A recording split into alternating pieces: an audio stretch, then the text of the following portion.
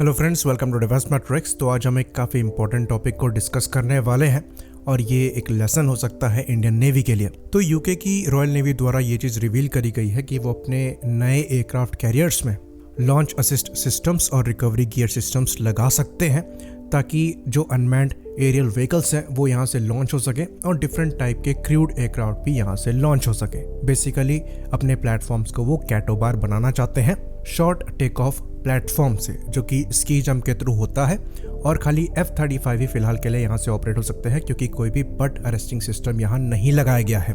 तो हमारे जो एयरक्राफ्ट कैरियर्स हैं ये स्टोबार है जहाँ पर स्की जंप टेक ऑफ के लिए यूज़ किया जाता है, लेकिन बट अरेस्टिंग सिस्टम भी दिया गया है जिसकी वजह से फिक्स्ड विंग एयरक्राफ्ट जैसे कि मिग-29 के हो गए यहाँ से ऑपरेट हो सकते हैं। पर जो क्वीन एलिजाबेथ क्लास के एयरक्राफ्ट कैरियर्स हैं इनमें स्की जंप तो दिया गया है पर बट अरेस्टिंग सिस्टम नहीं दिया गया है, जिसकी वजह से खाली F-35B ही यहाँ से ऑपरेट हो सकते हैं। लेकिन रॉयल नेवी का प्लान है अनमैन्ड सिस्टम को ऑपरेट करने का। तो कुछ ऐसे अनमैन्ड सिस्टम है जो कि स्की जंप से टेक ऑफ कर सकते हैं क्योंकि उनका जो टेक ऑफ डिस्टेंस है काफ़ी कम है, जिसमें जनरल एटॉमिक्स का मोहावी ड्रोन आता है जिसका टेक ऑफ डिस्टेंस और लैंडिंग डिस्टेंस काफ़ी कम है लो विंग लोडिंग होने की वजह से, इसलिए इसको आइडियल माना जाता है एयरक्राफ्ट कैरियर से ऑपरेट होने के लिए। तो रॉयल नेवी द्वारा भी शुरुआत में मोहावी ड्रोन के ही ट्रायल्स होंगे और इसके बाद सब्सिक्वेंटली आगे बढ़ा जाएगा बट अरेस्टिंग लैंडिंग को इनेबल करने के लिए, और फिर फ्यूचर में कैटोबार में इन एयरक्राफ्ट कैरियर्स को कन्वर्ट किया जाएगा जिसके अंतर्गत ईमास जैसे सिस्टम्स को यहाँ पर इंट्रोड्यूस किया जा सकता है, जिससे बड़े ड्रोन्स को तो लॉन्च किया ही जा सकेगा, साथ ही साथ बड़े मैन्ड एयरक्राफ्ट को भी लॉन्च किया जा सकेगा। तो ये चीज़ हम आपको बता दें कि क्वीन एलिजाबेथ क्लास के एयरक्राफ्ट कैरियर्स के साथ पहले प्लान यही था कि ये कैटोबार टाइप के एयरक्राफ्ट कैरियर होने वाले थे, लेकिन कॉस्ट को देखते हुए यहाँ पर इन्हें स्टॉल कैपेबल एयरक्राफ्ट कैरियर बनाया गया, यानी कि शॉर्ट टेक ऑफ और लैंडिंग। पर जब इन्हें प्रैक्टिकली यूज़ किया जाने लगा तो ये पाया गया कि फ्यूचर थ्रेट को काउंटर करने के लिए ये मॉडर्न एयरक्राफ्ट कैरियर सुटेबल नहीं है, जबकि ये लेटेस्ट है और इनमें अच्छा खासा पैसा लगा है, इनका साइज़ काफ़ी बड़ा है, पर जो मॉडर्न ड्रोन्स वगैरह है ये इन्हें लॉन्च करने में सक्षम नहीं है, साथ ही साथ बड़े प्लेटफॉर्म्स को भी लॉन्च करने में सक्षम नहीं है, जिसके अंतर्गत ये बड़े फिक्स्ड विंग एवैक्स को भी लॉन्च नहीं कर सकते जैसे कि E-2 हॉकआई है। तो अल्टीमेटली ये हाथ घुमा के ही कान पकड़ रहे हैं और एक बड़ी गलती करने के बाद उसी रास्ते पर आ रहे हैं। पहले इन्होंने कॉस्ट सेविंग के लिए स्टॉल एयरक्राफ्ट कैरियर बनवाया, उसके बाद यूजेबिलिटी के लिए फिर से कैटोबार पर वापस आ रहे हैं और उसी को मॉडिफाई कराएंगे। तो इस सिचुएशन को देखकर ऐसा लगता है कि ऐसी सिमिलर गलती कहीं और भी सुनी हुई लग रही है, और ये कहीं और नहीं हमारे इंडियन नेवी के एयरक्राफ्ट कैरियर के साथ है। तो INS विक्रांत की बात यहाँ पर हम नहीं करेंगे, वो एक पुराना प्रोजेक्ट था, हमने बेसिस ही उसको रशियन प्लेटफॉर्म के हिसाब से बनाया था और उस समय मैन अनमैन टेमिंग सिस्टम साथ ही साथ अनमैन्ड एरियल व्हीकल से इनके ऑपरेशंस के बारे में प्लान नहीं किया गया था। तो वो जैसा एयरक्राफ्ट कैरियर है डिसेंट है, लेकिन जो INS विक्रांत क्लास का ही एक और एयरक्राफ्ट कैरियर हम इंडक्ट करने जा रहे हैं उसमें हमें ये ज़रूर देखना है कि ये एयरक्राफ्ट कैरियर फ्यूचर रेडी हो और हमारे जो हैवी ड्रोन्स हैं जैसे कि DRDO ऑरा या फिर घातक हो गए ये भी इनसे ऑपरेट हो सके। साथ ही साथ जो हमारा एक बड़ा इशू है एवैक्स को लेकर कि हमारे एयरक्राफ्ट कैरियर से फिक्स्ड विंग एवैक्स ऑपरेट नहीं हो सकते, जो कि हमारे फाइटर एयरक्राफ्ट की ऑपरेशन परफॉर्म करने की कैपेबिलिटी को लिमिट करता है,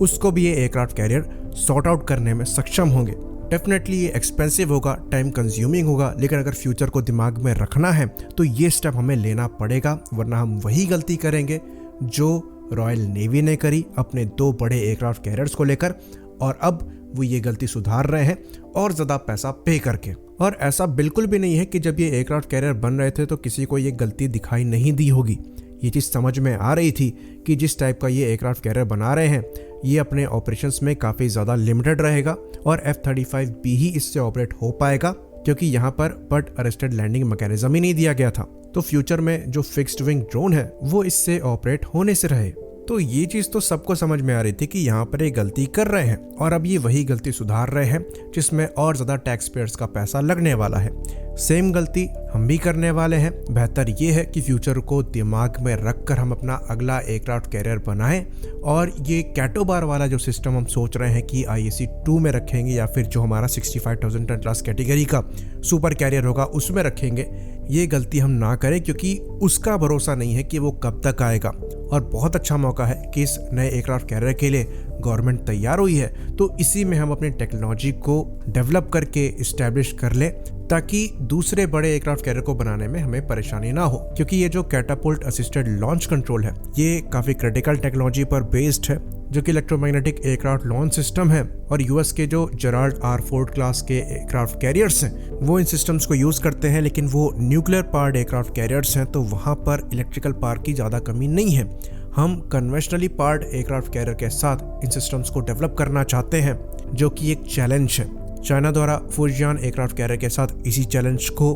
टैकल किया जा रहा है। सेम चीज़ रॉयल नेवी को भी करनी पड़ेगी अगर वो इसके प्रपल्शन सिस्टम को मॉडिफाई करके न्यूक्लियर नहीं करते हैं तो, क्योंकि क्वीन एलिजाबेथ क्लास के जो एयरक्राफ्ट कैरियर है ये भी कन्वेंशनली पावर्ड है, लेकिन ये इंटीग्रेटेड इलेक्ट्रिक प्रपल्शन को यूज़ करते हैं जहाँ पर अच्छी खासी इलेक्ट्रिकल पावर प्रोड्यूस होती है। तो कुछ न्यूज़ ऐसी आ रही थी कि इंडिया और यूके के बीच में कोलैबोरेशन हो सकता है इंटीग्रेटेड इलेक्ट्रिक प्रपल्शन को लेकर। तो ये एक अच्छी फील्ड है जहाँ पर हम काम कर सकते हैं। साथ ही साथ एक और एरिया ऑफ वर्क निकलकर सामने आ रहा है और वो कैटापुल्ट असिस्टेड लॉन्चिंग सिस्टम को डेवलप करने का है, क्योंकि क्वीन एलिजाबेथ के लिए ये मॉडिफिकेशन यूके को करना पड़ेगा। और अगर इंडिया यहाँ पर यूके के साथ कोलैब करके इस टेक्नोलॉजी पर काम करे तो इसका बेनिफिट हमें भी हो सकता है। तो हमें यहाँ पर INS विक्रांत के सिस्टर एयरक्राफ्ट कैरियर के साथ बहुत जल्दबाजी नहीं करनी चाहिए। ऑल्दो यहाँ पर ज़रूरी मॉडिफिकेशन की बात ज़रूर कही गई है कि इनको मॉडिफाई किया जाएगा ड्रोन्स को ऑपरेट करने के लिए, पर ऐसी कोई बात नहीं कही गई है जिसके अंतर्गत ये इंडिकेशन मिला हो कि एयरक्राफ्ट को लॉन्च करने के मैकेनिज्म में भी बदलाव होंगे। बाकी ये इंडिकेशन ज़रूर मिले हैं कि इंडियन नेवी इंटरेस्टेड है इंडिया के ड्रोन प्रोग्राम्स में, जिसके अंतर्गत मैन अनमैन टेमिंग सिस्टम में भी इंडियन नेवी ने अपनी रुचि दिखाई है। साथ ही साथ घातक के प्रोग्राम में भी इंडियन नेवी ने अपनी रुचि या फिर इंटरेस्ट दिखाया है। और ये सब हमारे एयरक्राफ्ट कैरियर से तभी ऑपरेट हो पाएंगे जब हमारा एयरक्राफ्ट कैरियर इनके हिसाब से बना हो और कैटोबार लॉन्च को सपोर्ट करता हो। बाकी यहाँ से एक और हम लेसन ले सकते हैं कि मोहावी ड्रोन जो कि शॉर्ट टेक ऑफ और लैंडिंग परफॉर्म कर सकते हैं, इनको इंडियन नेवी कुछ नंबर में कंसीडर कर सकती है अपने एयरक्राफ्ट कैरियर से ऑपरेट करने के लिए,